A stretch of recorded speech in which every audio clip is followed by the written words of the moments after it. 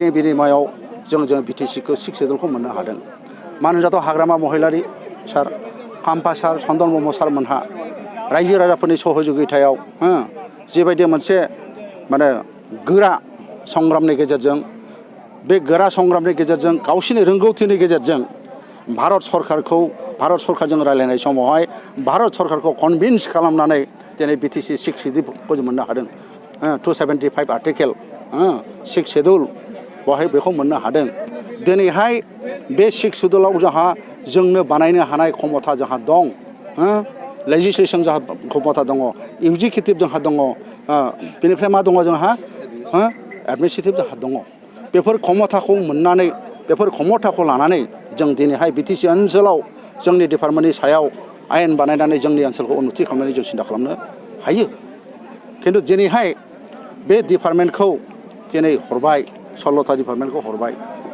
दिनैहाय जोंनाव 3080 गामि दंमोन, जाय गामिफोरखौ जोङो बिटिसि सृष्टिनि गेजेरजों बिटिसि संग्रामनि गेजेरजों दिनैहाय बिटिसि माने मा होनो बेखौ आल'सनानि गेजेरजों भारत संबिधाननि माने जेखौ बुंदों भारत संबिधाननि 6थि शेड्यूलाव 6 शेड्यूलाव जिखौ मोननो हादों बेवहाय जोङो सोफानो हादों। बे गामिखौबो बिसोर कमिसन दानानै जोंनि बिटिसिनि हा बड'लेण्डनि हाखौ गामि गानख'नाय खालामनानै बेखौ खहा खालामनो नागिरदों। बेफोर मोजां जादों नामा? बेफोर मोजां जायाखै। जोंनि क्षमताया थांदों, जोंनि हाया दिनै गोमानो नागिरदों। होमबा जोंनि भबिष्यत जेखौ जों सानबाय थादों बर' जाथिनि जेनाखि आलादा बे बोरै फैनो बेखौ दिनैहाय जोंहा रायजो राजाफ्रा सानदों, जोंनि बुद्धिजिबिफ्रा सानदों।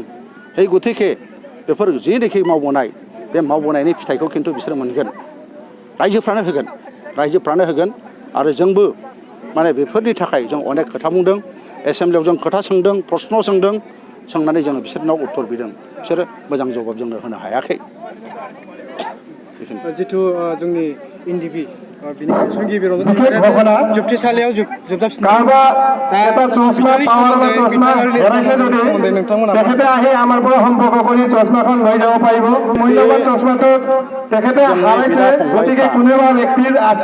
बोसोर आन्दोलन खालामदों बिथांमोनहा।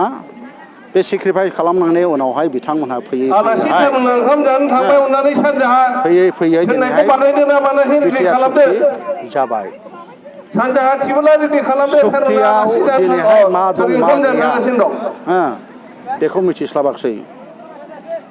दिनैहाय बिटिआर सुक्ति जानाय लोगो लोगो जों मानजाथाव माबे रन्जन दैमारिखौ सहि होहोबाय। सहि होखांनायनि उनावनो बेखौ आरो जेराव लांफिनबाय।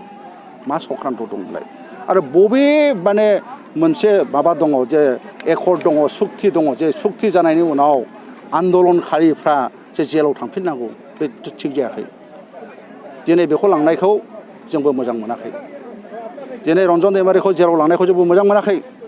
बे गनांगौ, जोंनि लांदां फोथाराव फैनांगौ आरो रायजोफोरनि थाखाय खामानि मावनो थाखाय बिथांनि फिसा दं। आरो बे जाय मानसिया गावनि जिबनखौ टेक होनानै 34 बोसोर आन्दलन खालामबाय आरो बिथाङा दिनैहाय गावनि माबाखौ लाइफखौ आरो जेलाव थांहोबावनांबाय, बेनिख्रुइ दुखुनांथावसिन जेबो गैया। दा बेवहाय बिटिआर सुक्ति खालामनाय समावहाय जायफोर बेबायदि माने केसाव दंमोन बेखौथ' एमनेस्टि लानो हायो। जोंथ' एमनेस्टि मोन्दों, जोंनावबोथ' केस दंमोन ना। बिटिसि सुक्ति जाबाय, एमनेस्टि होबाय, जों गलाजोब्बाय, मोजां जादों। बिदि मानो खालामनो हायाखै? बिसोरो बे एमनेस्टिखौ मानो बहाय लाबोफानो हायाखै? मानो हायाखै? बेखायनोथ' बिदि जादों ना। बे गतिके बे दुर्भाग्यजनक रन्जन दैमारि बिथाङा दिनै जेलाव थांनाया दुर्भाग्यजनक, बेखौ थांनाङामोन। दिनै गासै बर'नि रायजो राजाफोरा आरो गुबुन गुबुन आफादफोरा बिथांखौ उदां जाजानायखौ लुबैदों। मा राहाजों बिथांखौ उदां खालामनो हागोन? उदाङाथ' बेनो, जों ज' खौसे जानांगोन। जानायजों एखे मुखै आरो एक नाम्बार दायित्वआ जाहैदों सुक्तिखारि प्रमद बर' आरो गबिन्द मोनहा बे एक नाम्बार दायित्व दङ। आरो बे सुक्तियाव बेखौ माने जिहेतु सुक्ति जाबाय, सान्थि सुक्ति नालाय, बे सान्थि सुक्तियाव बे माबाखौ मा होनोमोनलाय बेजों गनांगौ, बेथ' बे थानांगौमोन ना। दा बिथांमोनहा नाजायोबाथ' हागोन, दाबो मानो हाया जानो।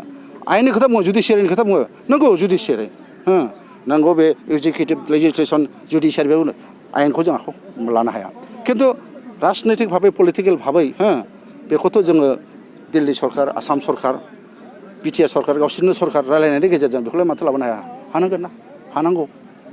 हायैथ' जेबो खोथा गैया दा मानो हायाखै मानो बिदि खालामदों बेखौ जों मिथिला दिनै जोंना चिरां ब्लक जोंनि बिपिएफ राजखान्थि हान्जाया माने पुराना जोंनि सेनियर वार्कार आरो जोंनि बे थाखानाय वार्कारखौ लानानै मोनसे कर्मि सभा अर्थात वार्कार मिट खालामनाय जादों खोब मोजां मोनदों माने जोंनि बिटिसि दाफुंनायनि उनावहाय जों प्रथम जेलानाखि जोङो माने इलेक्सन गेलेनाय जेनाखि थौ बे थौखौ आं फैफिननाय बायदि मोनदों माने गोबां जायगानिफ्राय फैदों गोबां प्राइमारिनिफ्राय फैदों खना खनला गामिनिफ्राय फैदों आरो मोजाङैनो खोनासंदों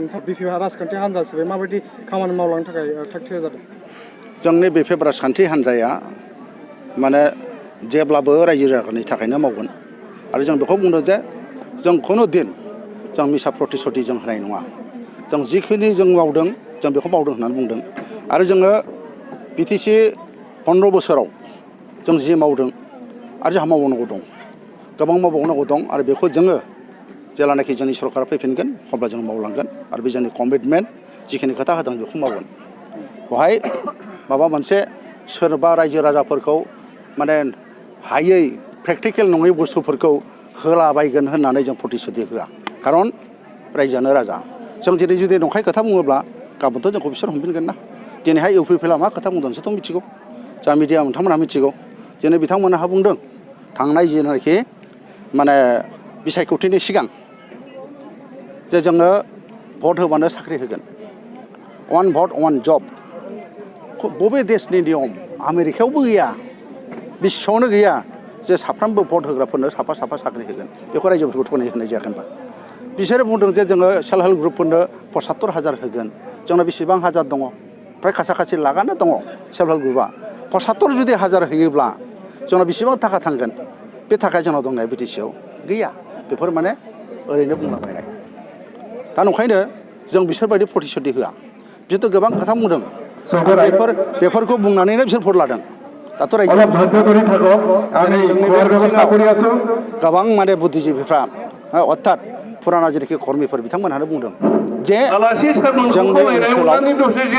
जोंनि ओनसोलाव जिखिनि खोथा होदों बे खोथा होनायफ्रा जाफुङाखै बेखायनो बिथांमोना दुखु मोनदों जेसेबां खोथा होदों एसेबां मावाखै अनेक जोंहा दिनैहाय माने बिपिएफ हिसाबै बा बिटिसि हिसाबै जि उन्नति जानांगौमोन जि खोथा होदोंमोन बे जायाखै आरो बेल' नङा आरो गोबां खोथा जोंहा बुंबावनांगौ दङ दिनै बिटिसिआ बोरै सृष्टि जादों बेखौथ' मिथिगौ हाजार मानसिफोरनि खस्थ'नि बिनिमयआव